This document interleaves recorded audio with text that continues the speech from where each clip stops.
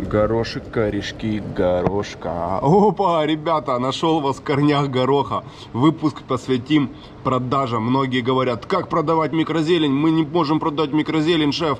Что там с микрозеленью, как ее продавать? Рассказываю, как продавать, все по полочкам, четко и ясно, быстро. Берите ручки, конспекты, будете записывать. Погнали, вы лучшие. Разделим наши продажи на 3 основных момента. Это рестораны, кафе, отели, то есть хорика. Это магазины, овощные лавки и рынки, понятная тема. И это доставки еды, продуктов, полуфабрикатов. Поняли, доставочная тема. Погнали дальше. Рестораны, кафе. Как продавать в них? Первое, ребята, вы просто приходите прямые продажи, приносите свою микрозелень, заходите с улыбкой на лице, предлагаете, говорите шефу. Тут уже немножко надо набить руку. Самое главное в этих продажах быть с хорошим настроением, с улыбкой на лице, с тем, что вы фермер, сказать шефу: я фермер, вот моя зелень, позовите шеф-повара, фермер пришел. Важно отметить, что вы фермер, потому что различные поставщики, перекупщики целыми днями бомбят шефов, а вот когда приходит фермер или производитель мяса, там, стейков, там, мы выращиваем коров, это уже интересная тема. Я был шефом, и было всегда интересно выйти, поговорить с фермером, что там он как. Дальше, как работать с ресторанами. Вы находите все группы шеф-поваров в Вайбере, в WhatsApp, в Телеграме.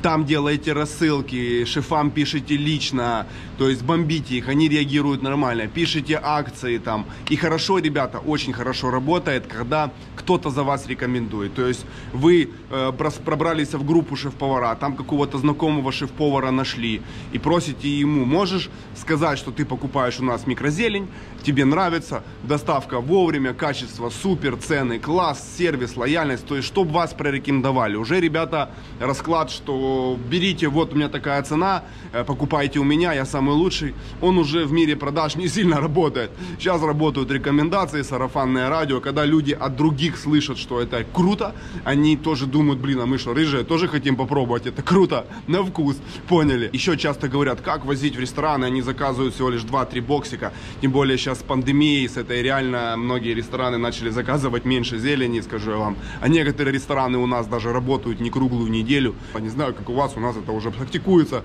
что ресторан не всю неделю работает, а там 4 дня в неделю, говорит, зачем мне другие дни работать, ну понимаете суть.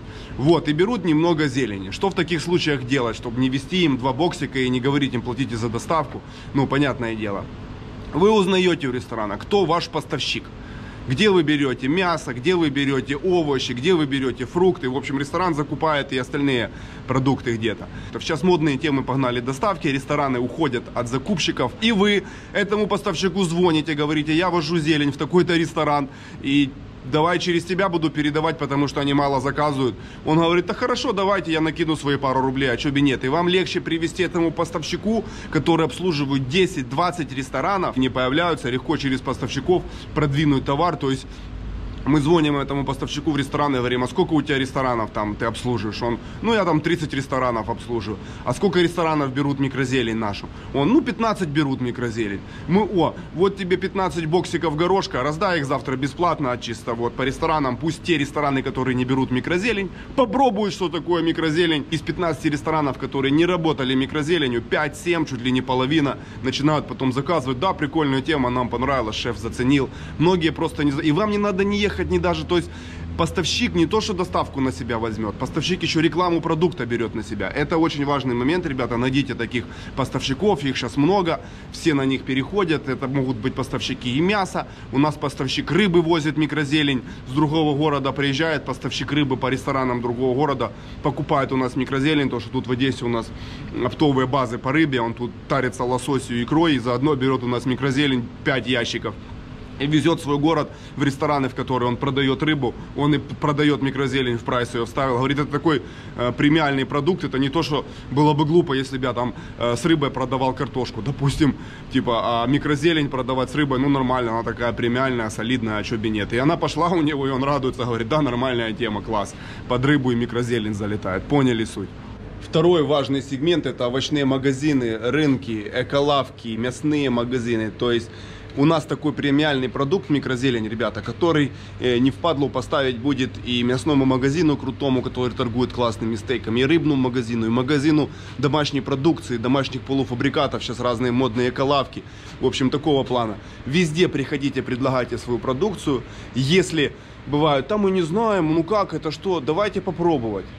Давайте бесплатно им микрозелень, чтобы они раздали своим клиентам, посмотрели на реакцию. Микрозелень такой продукт, который не будет стоять на полке и пылиться, и все не будут его замечать. Ее замечают все. Она выглядит премиально, она выглядит необычно.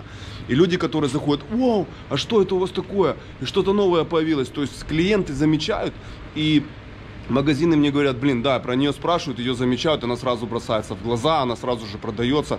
Даже берется она потому, что людям просто по приколу посмотреть, что это. А когда мы раздаем в магазины и говорим крутым клиентам, которые много берут, ну, тарятся хорошо, видно, что люди с достатком там покупают много мяса, много рыбы покупают, много сыров берут, сырные магазины, кстати, нормально. Давайте им бесплатно вот микрозелени. Мы даем там 10 контейнеров микрозелени, допустим, этому магазинчику и говорим, 5 можете раздать, а 5 постарайтесь продать. И они бесплатно нагружают людям при лаве, говорят, вот вам боксик микрозелени сверху. Те, о, ну прикольно, попробуем, узнаем. И потом они уже покупают, приходят, уже знают, что это такое, покупают. Или часто, когда им бесплатно дают людям с достатком, они говорят, да нет, давайте мы заплатим за нее. Тоже нормальный ход. То есть, как бы давали бесплатно, а потом люди такие, да не, мы готовы заплатить.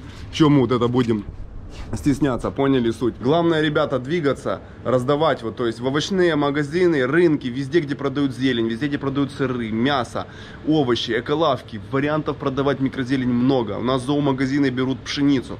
Ребята, просто надо двигаться и вот тут не стесняться, не думать, что да нет, это какая-то точка не премиальная, тут они какие-то не такие. Не отговаривайте себя, не ищите отговорки, заходите везде, ребята.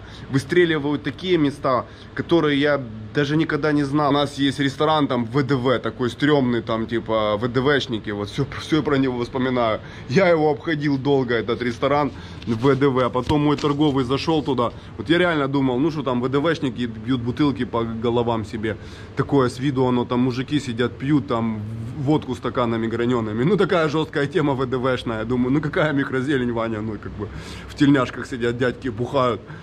Вот, и когда мы начали туда сдавать микрозелень, это один из сейчас самых жирных клиентов. Оказалось, что у них несколько точек, и оказалось, что вот этих ВДВшников, людей к ним ходят толпами, они кушают, у них кухня вкусная, и они заказывают много микрозелени, круче, чем какие-то фешенебельные рестораны. Так что, ребята, не думайте, что там эти не будут брать, у нас эти не будут.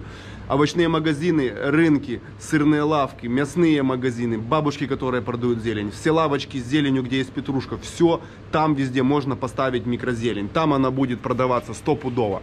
Поэтому вперед с микрозеленью, ломите. Сейчас вообще на Новый год мне не хватает микрозелени. Кто-то там мне сейчас говорит, почему я этот выпуск решил сделать. Мне говорят, ребята, да что-то она стоит, мы не продаем. Блин, вот мне сейчас не хватает. Конкуренты мне звонят, продай нам микрозелени. Им не хватает. Тут же у нас в Одессе, которые находятся. Понимаете, о чем я? Третий, ребята, важный канал — это доставки еды, полуфабрикатов, продуктов питания домой. Сейчас эта тема очень стартанула с пандемией. Много их, прямо этих доставок, миллион. Обратитесь к своим знакомым, где они заказывают продукты, где они заказывают полуфабрикаты. Я домой заказываю полуфабрикаты, я домой заказываю продукты. И в эти доставки я обратился, ребята, может вам нужна микрозелень, такой интересный премиальный продукт от фермеров напрямую, не через поставщиков, не через посредников. Они очень это любят. И так же само продвигаете свою тему в этих группах, там всегда есть группы в Телеграме, в WhatsApp, в Вайбере, во всех этих доставках еды. Но вы грамотно поступаете, вы не рекламируете свой товар вот так вот, продавайте, покупайте у меня, вот смотрите, прайс, вот такие цены. Это так, ребята, сейчас не работает, повторюсь. Через кого-то аккуратненько даете 10 боксиков бесплатно самому главному, кто там занимается доставкой продуктов, говорите ему, раздайте, пожалуйста, эти 10 контейнеров микрозелени самым говорливым в чате, кто там заводит движуху, там из клиентов такие есть, любят пописать. Вот, они им бесплатно дают, те попробовали, съели, ну понятно, надо оставить отзыв, как бы совесть замучает просто сесть и ничего не сказать. Они оставляют отзыв, ну а что оставить про... Какой отзыв про вот такую шикарную микрозелень, полезный подсолнух, который давит кучу здоровья, кучу эмоций. Все про него говорят, про этот подсолнух. Там не будут говорить про творог, не будут говорить про сметану дома. Все это видели уже 1000 раз на столе, а тут появилась микрозелень. Вау, ничего себе, что это? Там все там домашние бабушки, дедушки, дети. О, что это, что это? Ну это реально прикольный продукт. И они пишут классный отзыв о вас. Все, вау, ой, я тоже хочу, мы что, рыжие, тоже хотим микрозелень, ну, знаете, как тема зависти. И тут уже вы можете появиться, да, можете заказать, мы там классная микрозелень, или вы продаете через главного в этой группе, через него продаете. То есть это не только доставка еды и продуктов, это еще простые группы, вот, которые есть во всех ЖК, во всех микрорайонах. Сейчас вот этих групп куча, там группа нашего дома, группа нашего района, группа спортивного кружка, группа школы. Ребята, этих групп море, вот занырните во все эти группы, во все эти доставки еды, доставки продуктов, дайте попробовать им, грамотно продайте, не в лоб. И будет ваш продукт продаваться. Микрозелень ведь классная штука, он круто продается. Как вам, ребята, полезная информация была? Интересно? Много нового почерпнули себя. А теперь зайдите на мой новый канал, вот он тут. Делитесь, как вам зашел канал, нет, подпишитесь на него, зайдите, посмотрите видео, оставьте комментарий честный, нравится вам это, нет. Микрозелень непонятно. Круто все, я развиваю, двигаю этот тренд, тут, ну, как бы все ясно всем, кто тут папа микрозелени.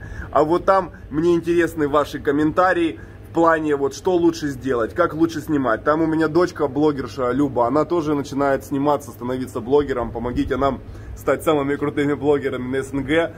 Вот, я самых лучших подписчиков приглашу на ферму, приглашу к себе домой.